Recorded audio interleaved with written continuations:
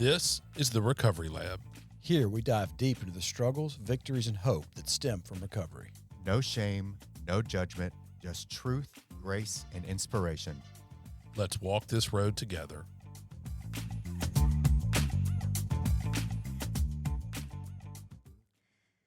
Hello, and welcome to Recovery Lab. I'm Brynn Knox.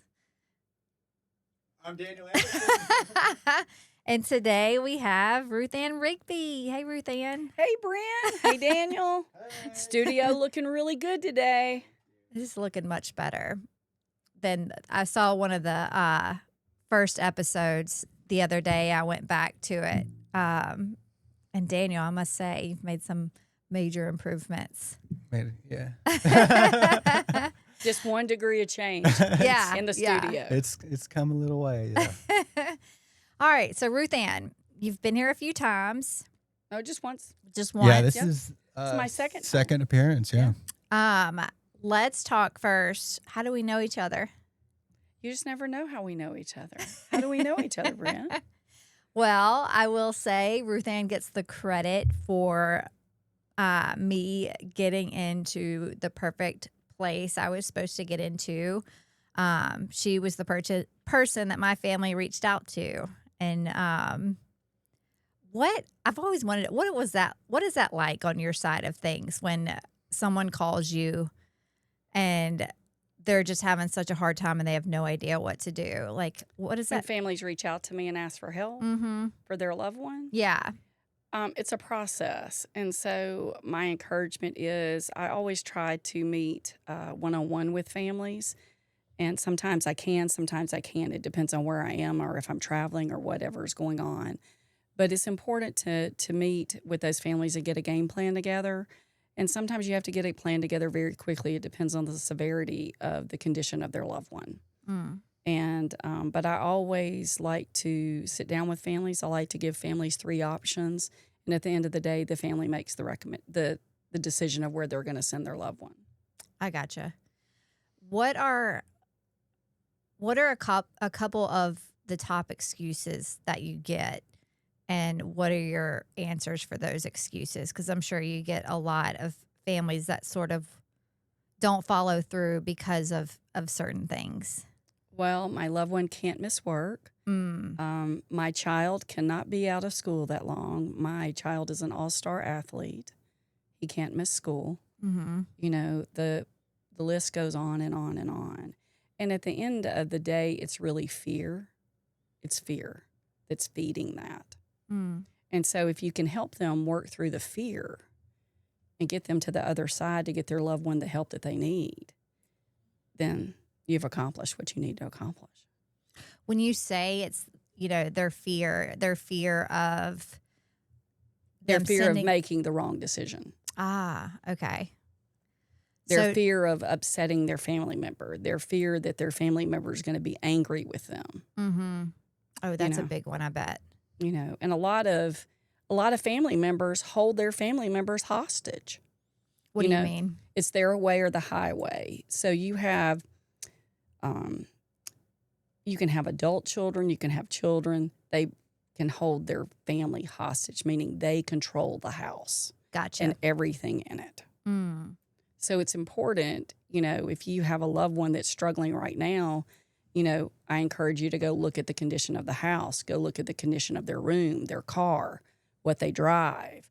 And that's going to be a telltale sign of what's going on, because how many parents really go out there and inspect their kids' cars unless they suspect something's going on? Yeah.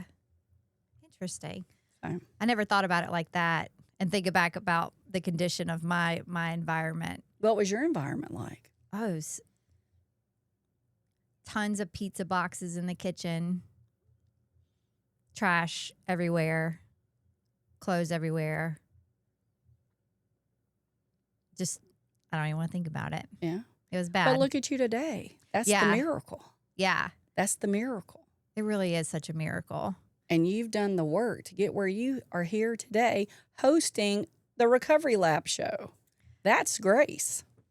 It kind of makes me want to cry thinking about it. It makes me cry tears of joy. Yeah. That really is crazy to think about. Like how I remember the first time I saw you after I got out of treatment. I was working my first job out of treatment at that restaurant in Austin, and you were there eating with somebody. And I was like, that's the woman who saved me. And we tip big. We tip big on people we know and love. Yep. Yeah. Yeah. All right. So speaking of miracles, you just got 28 years in March. Yes. One day at a time. As an old timer told me a couple of weeks ago, I was speaking at a treatment facility's alumni weekend. And he came up to me, and God love him. I mean, he had like 50 years. Now that's some sobriety there. He says, now you just have today, Ruth Ann. I said, yes, sir, I do. And so I woke up today clean and sober, and by God's grace, I'll go to bed sober today. Yeah. So one day at a time. Thank God for old timers. Oh, I love them. I swear I they love keep us them. straight. Look, when I first got sober and I went to my very first meeting out of treatment at St. James, look, everybody in there knew my parents and all kinds of stuff. And they looked at me and they said, Ruth Ann, here's your seat right here at the front by us. So they could keep their eye on me. So it's pretty cool. It's interesting how old timers, and for anyone listening that isn't familiar, like, why are we calling these people old timers? Those are the ones who've, really been in the rooms for a while. But the more I think about it, the old time, they really are the most humble. They are. There's so many I've met that have been in there so long, and they truly have like bragging rights if they wanted them. If they wanted them, but very rarely do they They exercise don't do it. that right. Because they know better. But, times have changed too, from our humble beginnings of when the fellowship started until what we are now. And so I think it's this generation's responsibility to share experience, strength, and hope so people know that they can get into recovery and that recovery is possible. And so people talk about it in different ways today. Just think about it. I've been thinking a lot about this because it's Mother's Day weekend. My mother has been gone for probably almost 18 years. But when she died, she had 25 years of sobriety. And that 25 years of sobriety for her was the most important thing until the day she died. And I just think, like I have her big book. And I took it with me. It has the Scooby-Doo cover on it that she put on it. Because she loved Scooby-Doo. So, but, I have her book. I have my book that is out of the bindings. And I really want to have my big book rebound. And several friends we have a friend in Texas. Imagine that, Daniel, Texas. Hey. That he bounds big books. Myers? No. It's another one. And so, like, I can put a leather cover on it. I get to pick my cover, but I haven't done that yet. But I have that.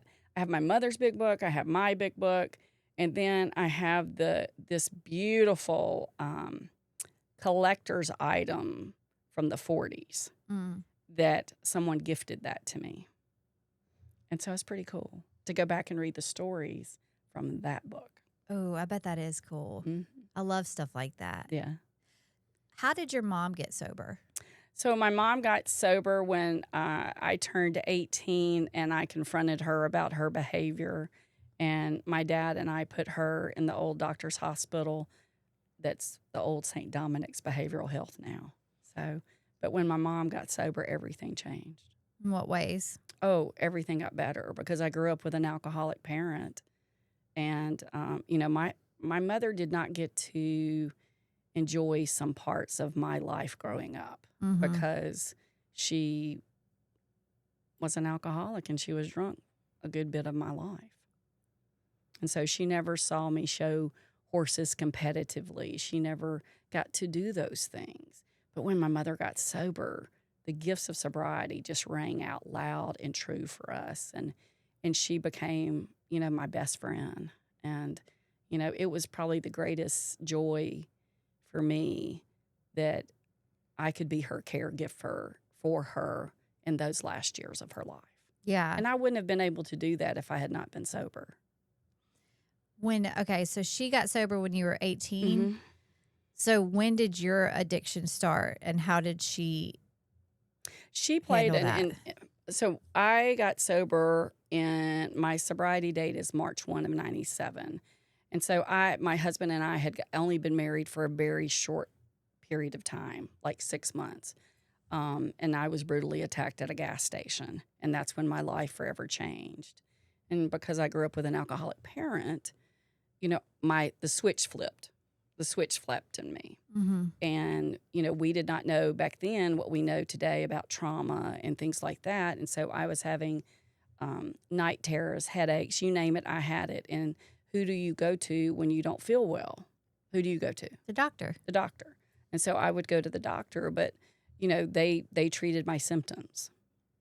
They treated my symptoms. And so within a period of 6 months, I was being treated 3 times a week with heavy medication. And then I added alcohol on top of that. Then in a period of 6 months, I was a full-fledged alcoholic, almost dead. Yeah. Weighed 90 pounds. Oof. Weighed 90 pounds.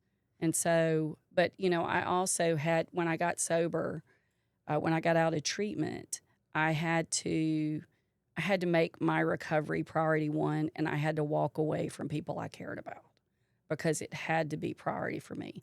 And so I had to have a list of healthy people in your life and a list of toxic people in your life. And for me, I had to be around the healthy people, Yeah. or I would not have been able to stay sober. Who were the healthy people in your life then? My new extended family. Mm. I love that word extended family because they're the family of choice, Yeah. and I have a lot of family of choice. Are you still close with Oh, them today? absolutely. They're part of my support system. Yeah. They're part of my support system. So that was all happening when you were 21-ish, Oh, probably about 26-ish. 26-ish. Yeah. How did your mom respond as a sober person to your Just like a addiction? female in recovery would. I mean, she was, at first she didn't know what to do. She was terrified. Mm-hmm. But then, we'd go hit some meetings together and all that kind of stuff. And as my mother got older, she would not take medication. I mean, her recovery was priority one. Yeah. And I appreciate that. Was she an inspiration to you? Yes, very much so. That's awesome. Very much so. Well, happy early Mother's Day. And I know that. Yeah. It's my first Mother's Day. I'm a dog mom, and I don't have any pups. I know. Oh, do you know how bad I want to go out and buy a pup? Well, I'm surprised you haven't already. I've refrained myself from buying 2. Lord I know. knows. Yeah. My husband was actually over at one of our friends' house yesterday, and God love his wife. She went out there with the puppies they're selling. Here. Stop. She says, and he immediately turned on his chainsaw so he didn't have to deal with it. So eventually we'll know when the time's right. Yeah. But and I said this to my husband literally this morning. I said, I've always had a recovery companion, Mm-hmm. which was a Cocker Spaniel for me. And sometimes I had 2, sometimes I had 3. So, and now I have 0. So it kind of messes with your serenity. I bet. Yeah, it does for me. I know it's been a struggle, and I'm sorry that you experienced that loss this year. And the loss of something you're so close to, is so a part of your just daily life. Well, for me, like, we did morning meditation together. I mean, it was just pretty cool. Yeah. So, Oh, well, you're a good dog mama. yeah, my car is named Dog Mom. Is Get it? in my car, on my screen, it says Dog Mom. All right. Well, I want to talk about, because we hung out together yesterday. We had a good old time at Topgolf. Shout out to MK. She was our server, and she was so good. I loved her. So next time I go back, I'm definitely going to request her. MK, the server that we had, not Top. inside, but outside. Right. Mhm. Oh, okay. Yeah, Okay. she was wonderful. We had so much fun at Topgolf, but we were talking about the podcast today and what we're going to talk about. And one thing that you mentioned was the canine Companion therapy that we have at companion Capstone. therapy. Yes. Tell me everything Everything as in. about Okay, all so of it. at Capstone Wellness, we are an adolescent young adult male program. We treat young men from 14 to 17 and then 18 to 28. And Dr. Adrian Hickman, who is our chief architect and founder of Capstone, has created a canine companion model where each young man that comes to Capstone gets an AKC registered Labrador Retriever puppy upon admission, or a Labradoodle if they have a young man that has allergies and things like that. And it's there. We try to have it there when they're admitted because it's an integral part of the programming that we have at Capstone.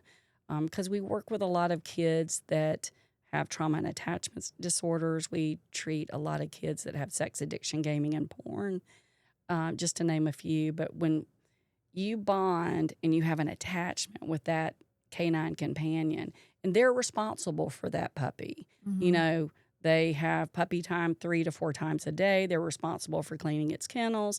They're responsible for it. So they're creating a unique relationship like I just talked about with my puppies. They're creating that with their own canine and that relationship with them. And so, you know, it becomes part of their life. And when they're discharged, it becomes their recovery companion. Wow. And some of the coolest stories that we hear at Capstone from the young men that have completed our program and come back for alumni reunions and things like that. But some of those pups have lasted up to being 15 and 16 years old. And they have been such a integral part of that young man's life, of where he graduated college, he got married, he had kids, and you know, and Adrian will get those calls from those young men sometimes, and they'll say, you know, he was a really good and faithful servant, you know, and that's a pretty powerful testimony to me. That's incredible. Yeah. When did they start that? Day one. Yeah. Day one. Our facility opened on 9/11/2001. Ooh. No way. Absolutely. It was our first day that we opened. Wow. And it was, you know, everybody can think of where they were when that happened, Yeah. you know. And and Adrian will tell you, he's like, oh, I may have made a bad mistake today. But you know, what they have created is pretty unique, and we're very proud of what we do at Capstone. Slade Hickman is Adrian's son. He's our CEO and owner of Capstone. And so Adrian's able to transition, and he's finished a book that he has written that we're going to have a book launch probably in the next quarter. He's finished his book, and he's working with our families on a day-to-day basis, and he loves therapy. He loves it. He's gifted. What's his book about? It's about working with families in our Capstone model. Okay. So, and there's going to be different phases of it, I would say. I gotcha. Okay. When does that launch? I would say in the next 3rd or 4th quarter. Okay. Yep. Okay. That sounds really good. Everything about Capstone sounds really, really like just such a great, interesting place. I love that it's staying in the family, you know, with the son. What drew you to Capstone in the beginning? I met Adrian, Dr. Hickman, at a marriage and family therapy conference up in Memphis, Tennessee, probably 16 years ago. And I was just in awe.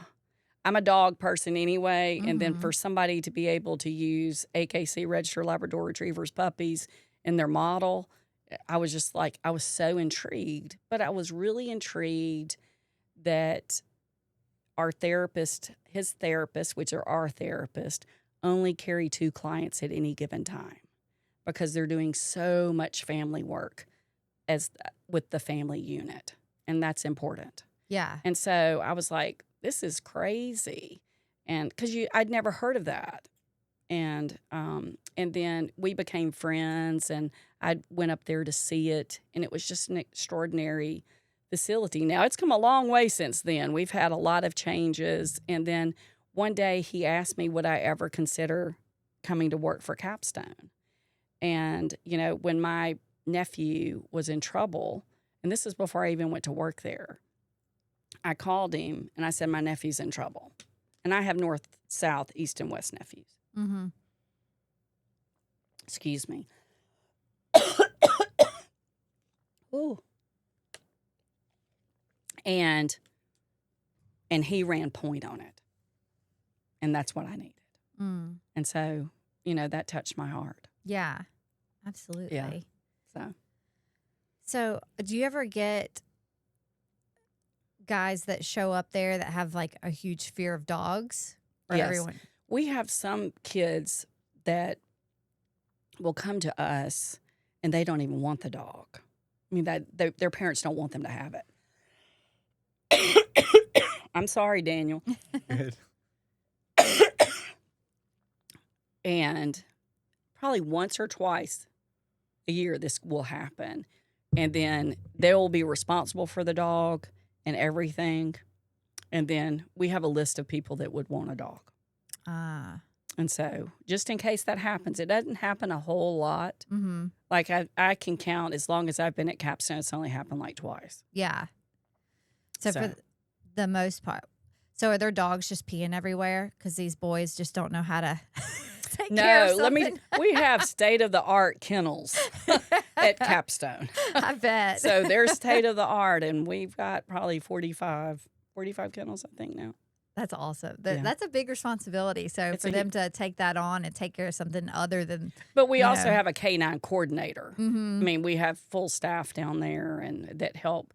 We have a trainer that comes on campus and helps teach. We don't want them to be so consumed with training their dog Mm-hmm. because it'll take away from the other things. Right. That's so cool. I wanted to ask, you mentioned about the gaming addiction Yes. and the porn addiction, and you get a lot of clients struggling with that. And I feel like the world of addiction has changed so much with technology, It has. with these things. It's the anxious generation. Yes, exactly.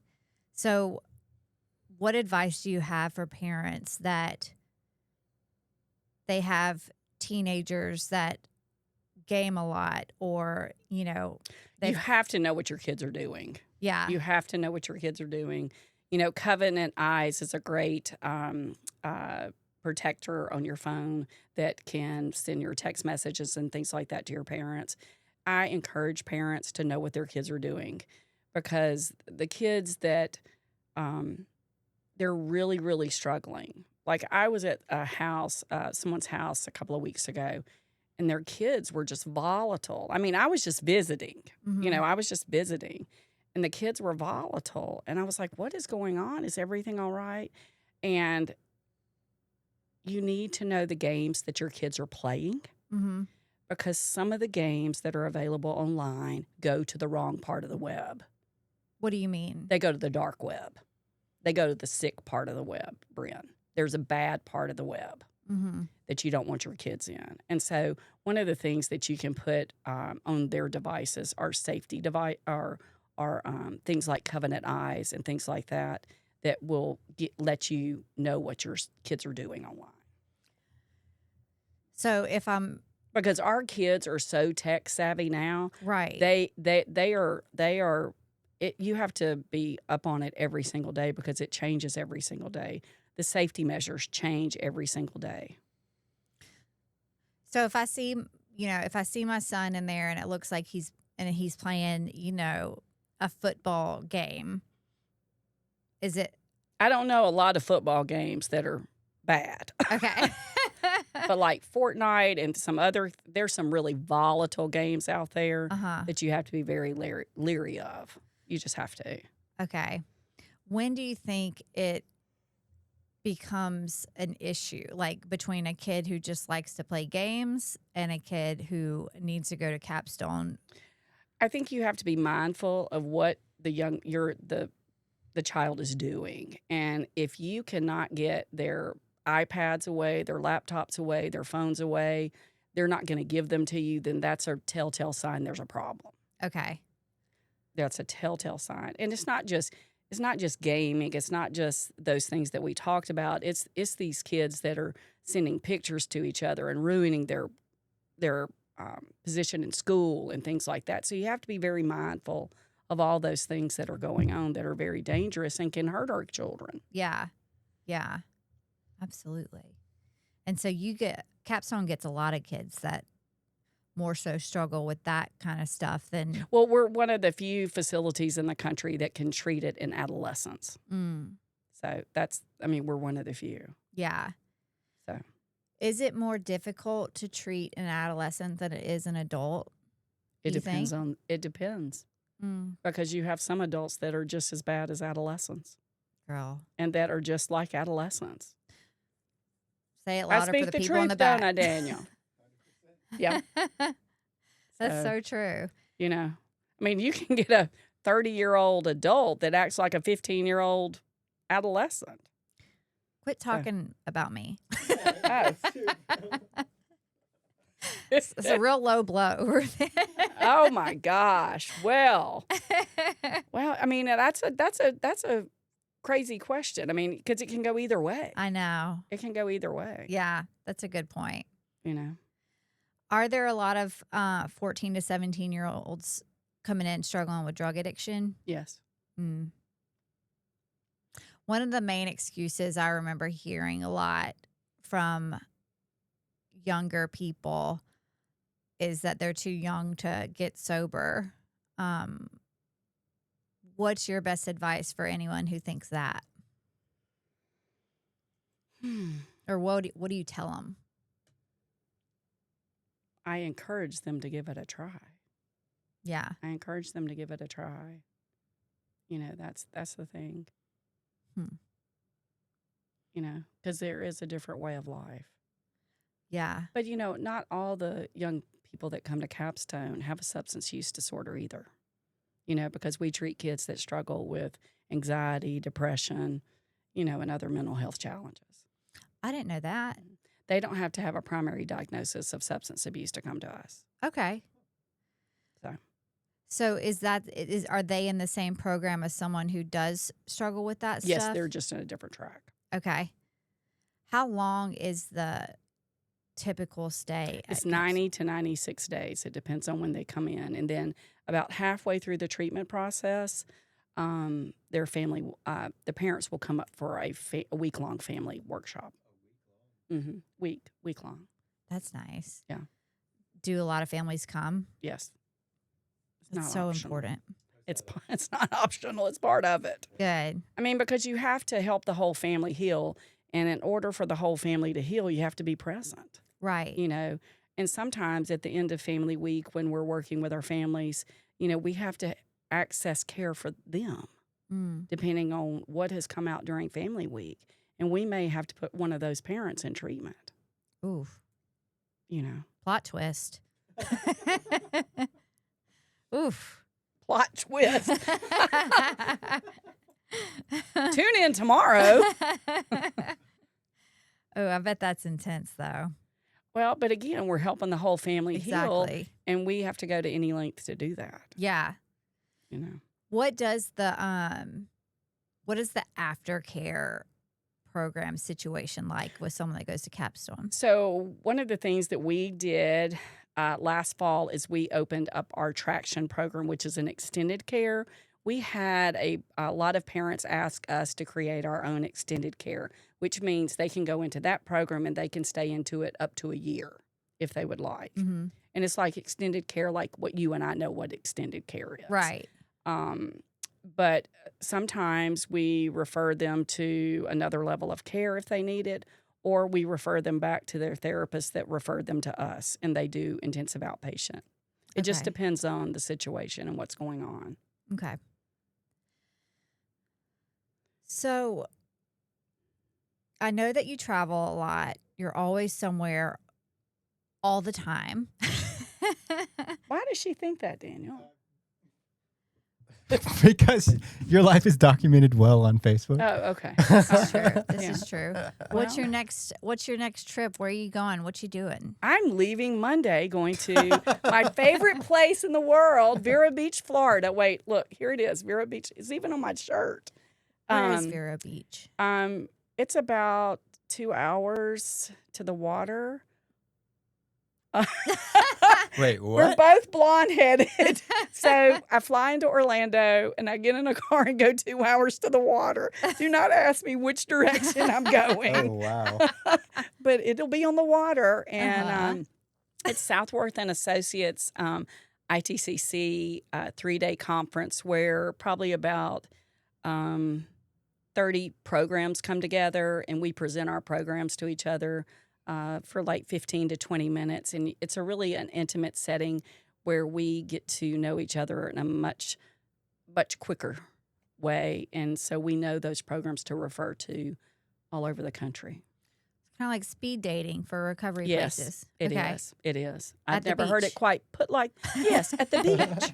At the beach, yes. So I'm there until Thursday, and then I'm going to fly red-eye to Seattle on Thursday, and then I'll be at the National Association of Treatment Providers annual conference in Seattle. Is there one event that you look forward to the most every year? Oh, that's a great question. Other than coming on the Recovery Lab? Other than coming on the Recovery Lab, I love meeting new people. Me too. And we have been really able to do that this year. And that's what I've been really excited about. And to meet newcomers coming into the field of behavioral health and addiction medicine and really just uplifting them and just seeing the next generation be ready to take the baton and run with it, Yeah. you know.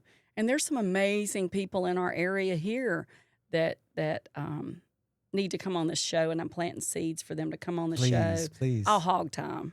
I'll get them here one day. So, but, you know, we love the annual holiday networking luncheon and toy drive that we have at Broadmoor every year.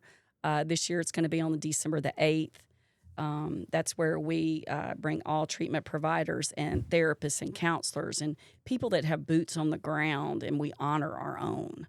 We also honor first responders at that luncheon too, but we do toys for the community. Okay. We collect toys for the community, and that's been a huge, huge need. We saw a need, and we went after it. Love that. So that's one of the things that's really cool. I love the ITCC conferences. I have other staff members that go other parts of the country too, and it's What's just ITCC? that's the one I just talked about. That's in Vero Beach. What's it stand for? It's a consortium. Okay. It's has some fancy name that I can't remember the name of it. I just have always called it ITCC Vero Beach. Yeah, I So, gotcha. short version. Uh-huh. And so that's their main. So they do thing. it 3 times a year. So we do 2 in Florida, and then we do 1 in California in February. So We're in California. it was in San Diego this year. What do you love so much about Vero Beach? The water. Yeah. Water is peace.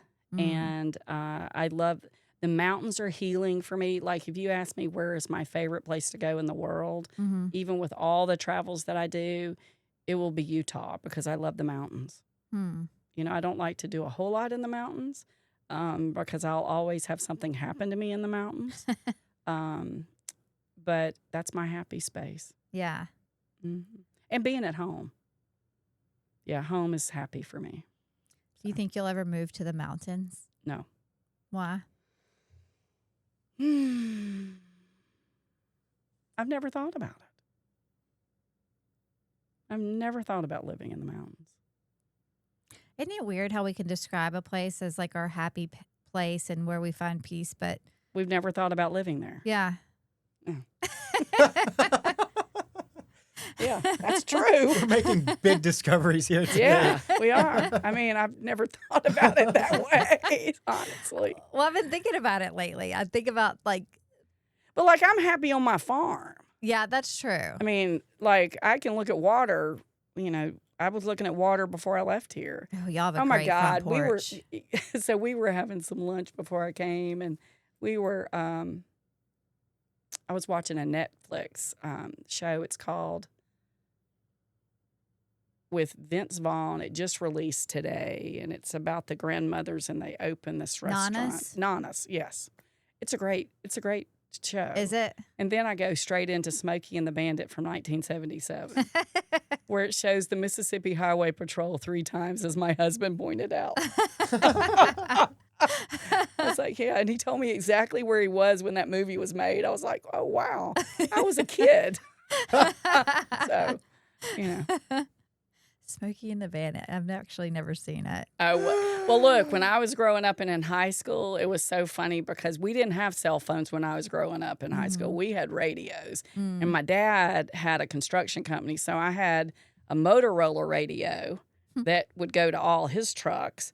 And then you had a CB radio that you could turn on a certain channel and talk to other people. And so, and we figured that out in school. And so we all got the radios and started talking to them. So, oh my, that was a long time ago. I really feel old today.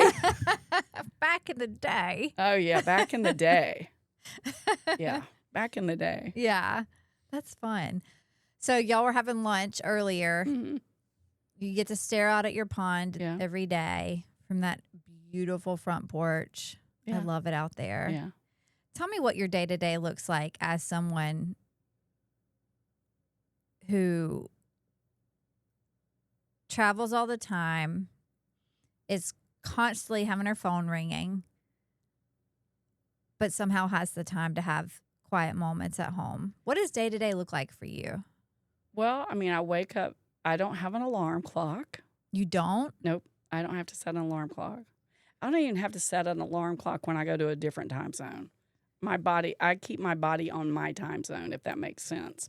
I don't know how I do it, but I do it. Yeah. And I get up every morning. I pray. I meditate. I read my meditations, and about 6:45, then I post on Facebook whatever I want to post that day.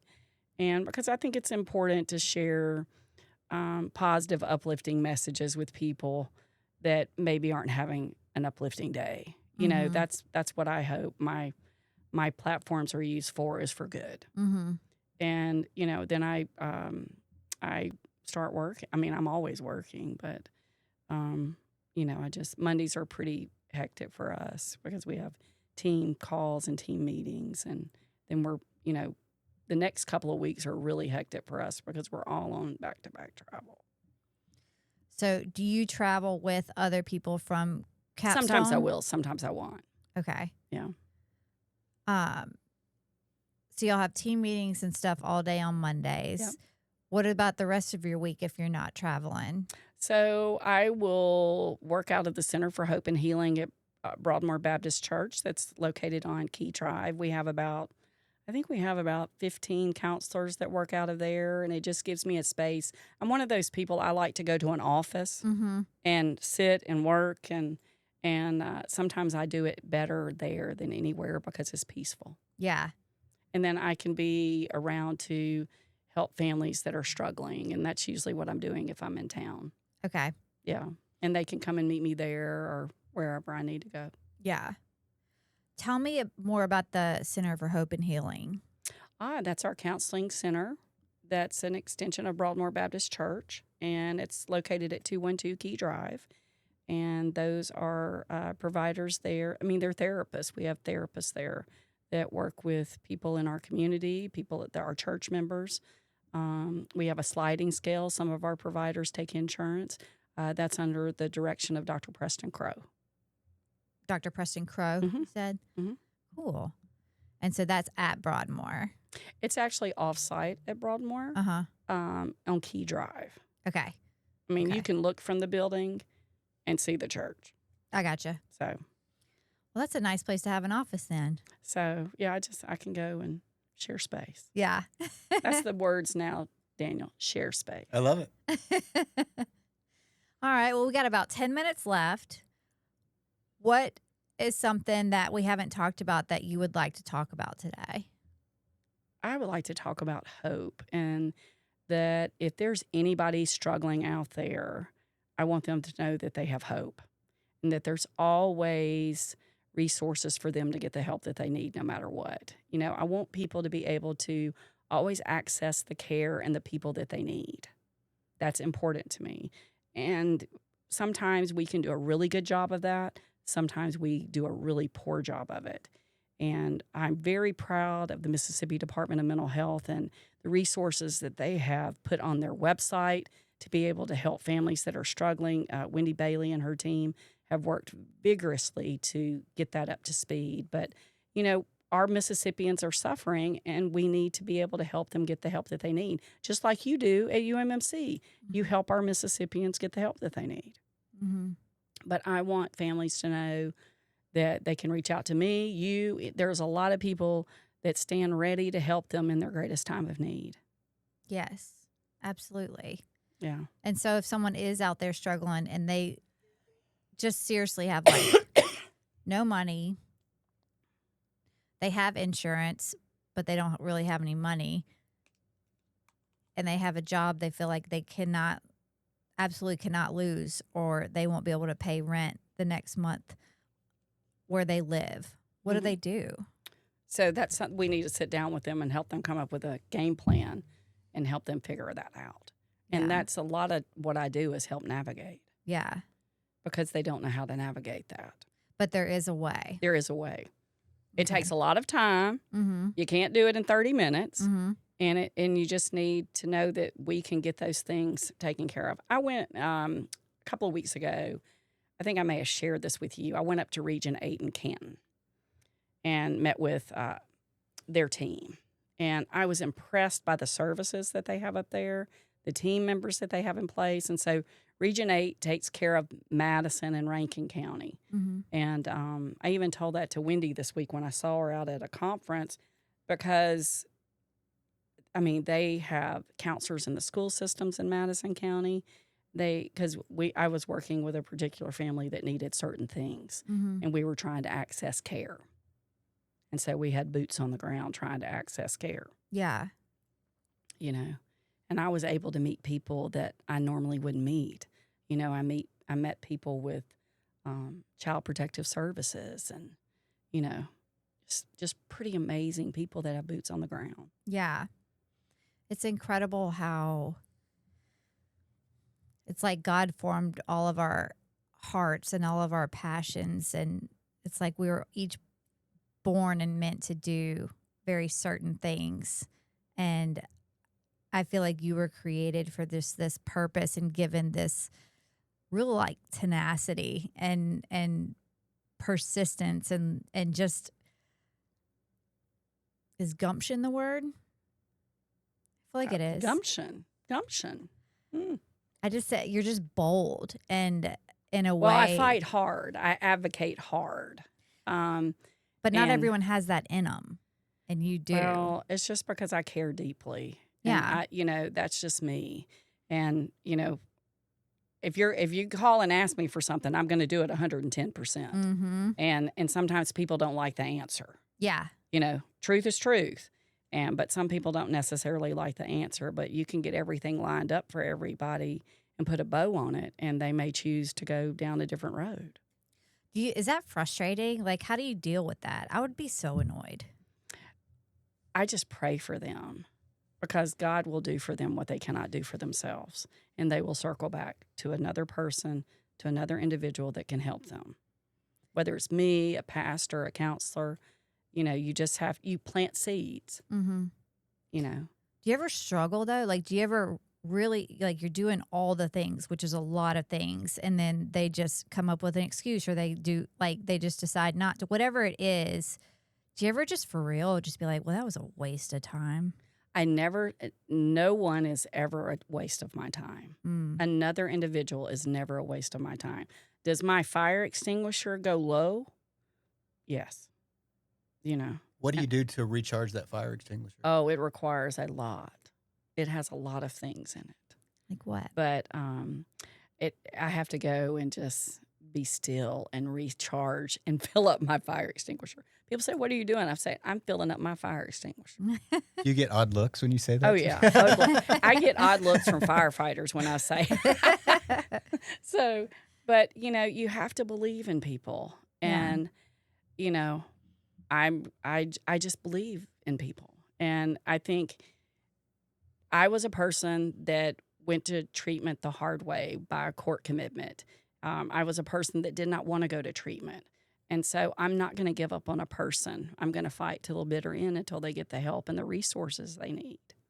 You know, that's me. It is you. And I'm just so grateful for you and for all the work that you do, not just like from a personal perspective of like what you did for me and my family. Like I don't know what we would have done without you and your boldness and the way you fought for me. Oh, yeah. Now It's you're going to just- make me cry. The hell? It's Well, you just know, and that's incredible. what we do. I mean, that's what we do at Capstones. We fight for families Yeah. and we advocate for families. And there was nothing I wasn't going to do for you. But here's what I want to say about you, Brynn, is you have done this. You did it all on your own. You were just pointed in the right direction. And so it comes quickly and sometimes slowly. And sometimes you don't want to hear what people have to say. And sometimes you want to be hard-headed and you're in quicksand. But you are a miracle, and the miracle continues through you. Thank you. Thank you. Thanks for believing in me, and thanks for fighting for me and so many other people. You and your husband are incredible, and we're just so lucky to have you. And I'm grateful that you were here today. I love learning about the canine companion thing. That was really cool. Yeah. My husband's going to try and convince me we need another dog now. So hopefully he doesn't listen to this one. You know, I think, you know, they teach you early on in recovery to be responsible for something. Yeah. You know, get a plant, get something. And so there's nothing better. I got babies, so I don't need a puppy. I do not need a puppy. And you got beautiful babies. Yeah, I do. Well, thanks for having me on today. It was, I'm always humbled and honored when you or Daniel or anybody calls. You know, if I'm available, I go. I love it. I love it. And you inspire me to say yes more. And I don't know, you're just an inspiration. I'm glad you were here. I hope everyone has a happy Mother's Day. Oh, happy Mother's Day. Hey, I do want to say the greatest gift you can give to yourself if you're a mom that's struggling is to get sober. Yes. Amen, sister. I can't wait to spend the rest of Mother's Day with my kids and just being present with them. And it truly is, it's just the best. I love it so much. All right, guys. Well, until next week, we'll see you later. We'll see you. Bye. David Suck will be back with us next week. Don't miss it. Vacation King. That's right. Bye, ladies and gentlemen.